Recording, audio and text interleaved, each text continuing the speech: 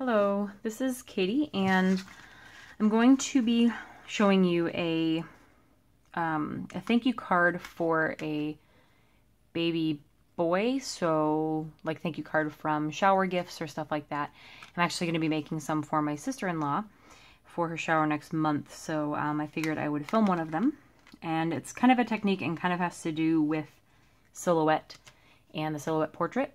So the first thing I want to show you, I'm trying to see how easy this is going to be, is the software itself. So in here, I'm just going to go ahead and bring you over. I have the set. It was like baby boy stuff or something.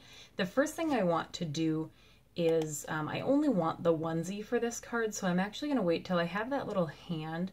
Then I'm going to right click and hit ungroup so it separates them all. Then I can click them individually. I'm just going to go ahead and hit delete on the other items because I only need the onesie. Sorry, I'm holding my phone and filming, so hopefully this isn't too wiggly.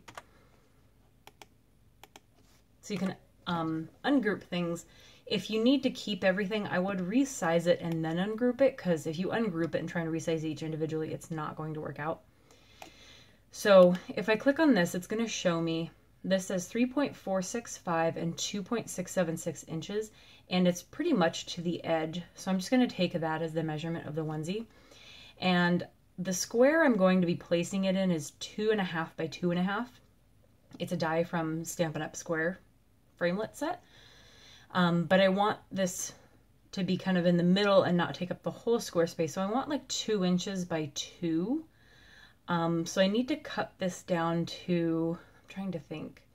Yeah, so I need it to be about 2 inches. And really it ends up being like 2.035 and stuff like that. So what I'm going to do is I'm going to try and hold the phone still.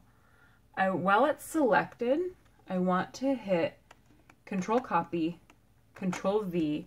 So I'm going to paste as much of these as I can around, and I'm going to go ahead and pause for a second while I do that.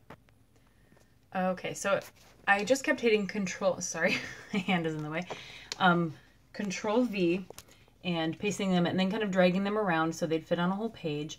I tend to leave more room over here and up here only because I can't seem to calibrate the page on the sheet, which I'll show you, to actually line up exactly where it says it's supposed to be. So it tends to, I don't know, go over or cut over the line. So I leave space here and on this side, which is fine. It's not a problem.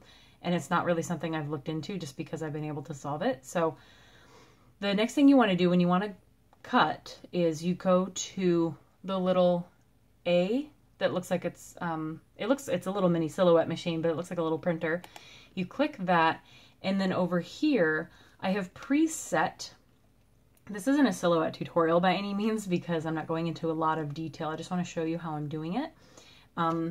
I'll need to turn the portrait on, so hang on one sec. Okay, so I've turned the machine on, which I'll show you in a second. And so now it says ready in green, and I can click start to start it cutting. So I'm going to show you how I load the machine first. Okay, so this is the machine, and I know I'm going to, this is as zoomed out as I can be. I have the silhouette portrait. You open up the top. I've turned on the power button over here. This is the sheet. This is the little protector that sticks to it. I've used it quite a bit, so there's a lot of cut marks on it. My only complaint, other than the cutting grid being off on the computer or whatever, is that this was really, really, really sticky when I first started using it, when you first get it. So I emailed them and asked them and let them know, and they said, I guess they gave some suggestions maybe, but they sent me a new one. So I have another one, but I know it's just going to be the same. So you just have to use it for a little bit, but then you have this like happy medium time when everything sticks great. And then towards the end, it gets less and less sticky, and you're going to need a new one because paper starts sticking less to it and then can come loose while it's cutting in here and will jam it. One thing I've learned is that the thicker cardstock isn't great. I know this thing is supposed to cut a lot of different things, and maybe the setting is wrong. There's different settings for the thickness of cardstock, but I've set it to cardstock, so I'm not sure if I have the blade on the wrong setting. You can see in here that there's like numbers. Hopefully maybe I can focus for it. You can twist it to different numbers to, I guess, change the deepness of it, maybe. I'm not sure. So anyway, hopefully this will refocus. Okay, sorry. So I'm going to use a 60, I think it's 65-pound cardstock that I got at Michael's, just for thinner things or when I don't want to add so much thick cardstock to a card. Just so it cuts a lot easier. I don't need these to be super thick. So normally you would be placing it, let me close this for more light. You'd be placing the paper right in the corner, but I go over and up about a 1/4 inch just to cover because it seems to not cut in the proper range. And now that it's not as sticky as it used to be, I kind of warm it up a little bit. It sounds a little weird, like it's a dog from 101 Dalmatians and I'm trying to bring it back to life or something. But I try and warm it so it sticks a little better. And since I'm going to be using the whole page, I usually only use the corner because I'm only cutting one thing at a time. But I need to make 20 of these, so I'm going to make sure the whole page is sticking. Then I bring this forward a little bit, and if it hangs off my desk out front a little bit, so I tend to hold the paper or hold the sheet as it comes out and moves, just so it's, if it does this or drops, the paper tends to come off of the sticky part as well. So what I'll do is you want to point the arrow in the middle and click the feed in button. I know now where to put it just because it's been run in so many times that it's worn on the plastic now. So I either just look at that or put the arrow in the middle, but either way I have two guides. And then I want to feed it in. So now it's got it pinned down. And then I'm just going to go ahead and click start on there. And you can kind of see how it cuts as I go. Let me see if I can get some more light over here. I think that might help. So I'm gonna show you the whole, I might show you the whole cutting. There's like 12 of these to cut, so we'll see. But you can kind of see how it works.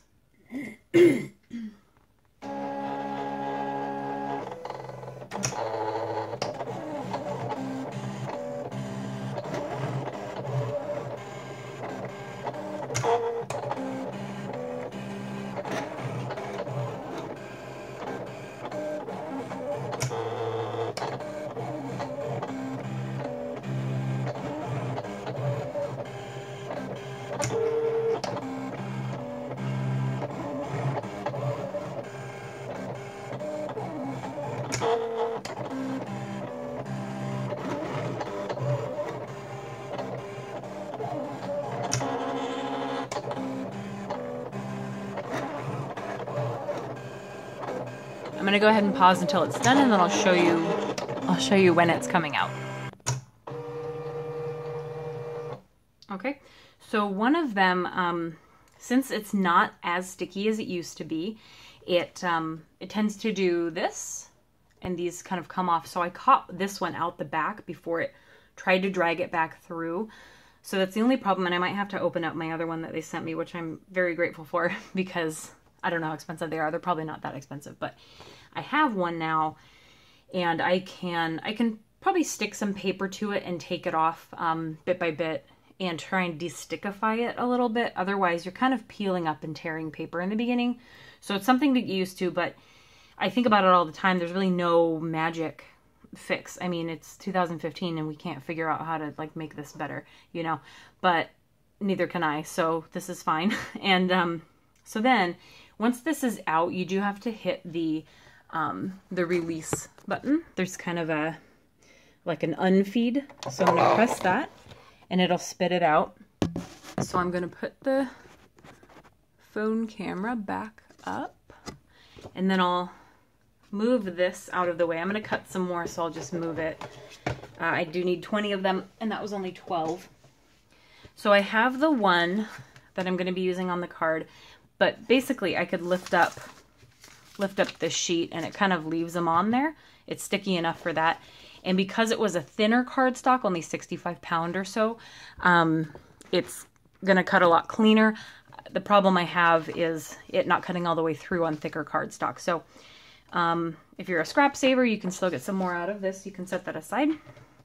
And these are just going to come off really easily. I could probably shake most of them off, honestly, just because it's not as sticky anymore. So I will set these aside for the rest of the cards while I show you one of them.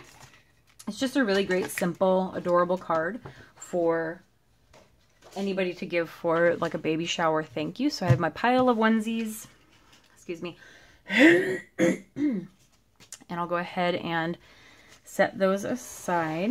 Push my light back a little bit. All right, so now I have the 2.5 square of the Stampin' Up! Square Framelits die set.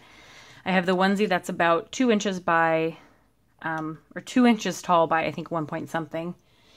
So I'll set that aside for a second. I have a 4 1/4 by 5.5 top opening card base, and then shorter, a 1/4 inch all around, so a 1/2 inch total less on both sides, is just another piece of the same cardstock. That's the thicker kind.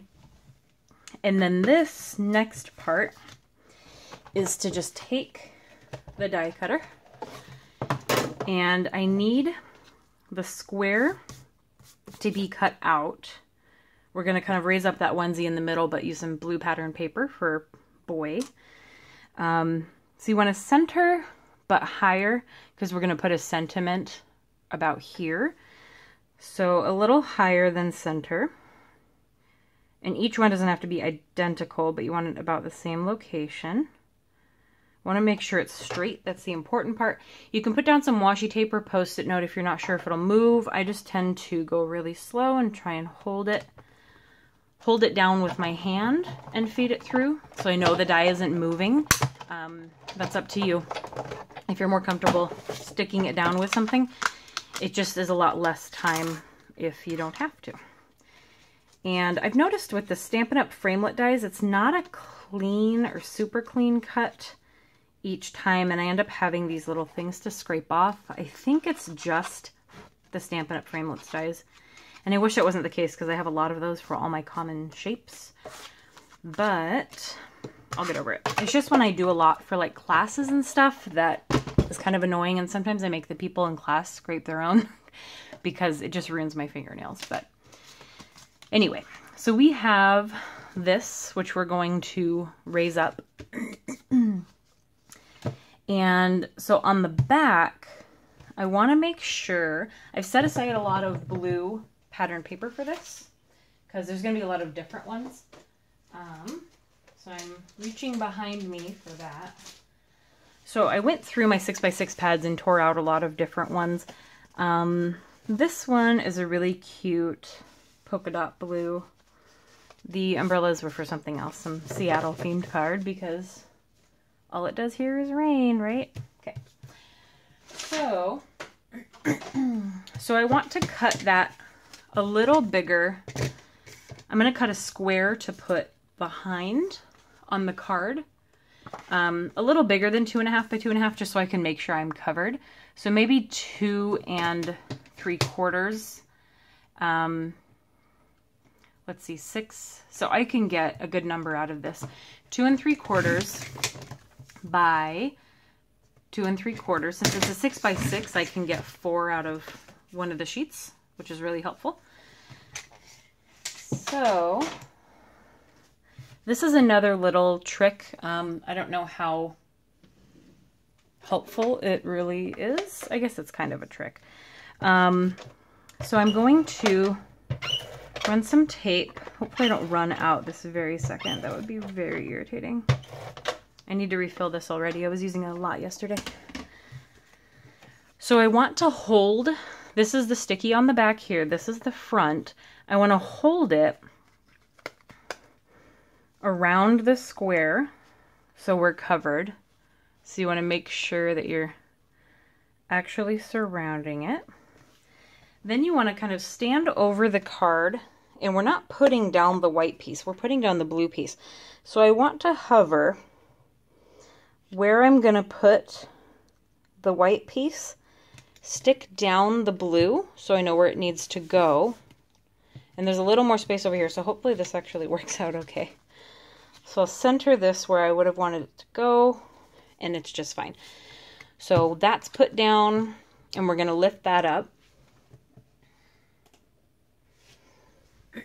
Now I want to stamp my sentiment here because this is going to be lifted up on like foam tape, and I don't want to have to stamp that after the fact. So the one I'm going to use, and this is kind of another stamp trick, is, let's see, where are you? This reverse confetti set, Lots to Say, has a thanks so very much, but I only want to use the thanks on it. So what I'm going to do is, I think my smallest block actually holds the whole sentiment. And I want a nice crisp, I think I'm going to avoid it because I've made these actually before in the past. And I used the Versamark ink, but I ended up touching them and smudging some of them, and it was kind of crappy. So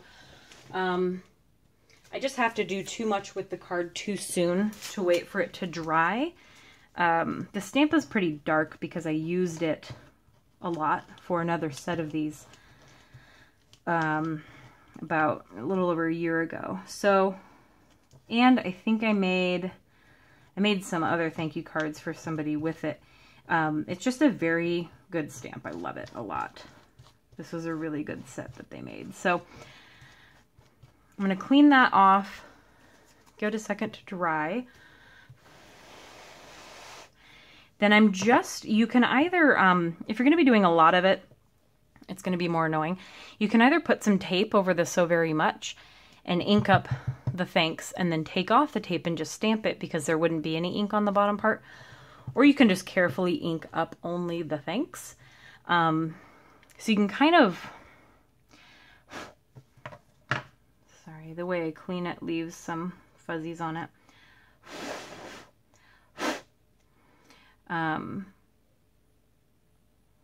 You can try inking up just the thanks, or if you don't really trust your fingers, it's separated enough to where I think I'm good just inking up the thanks.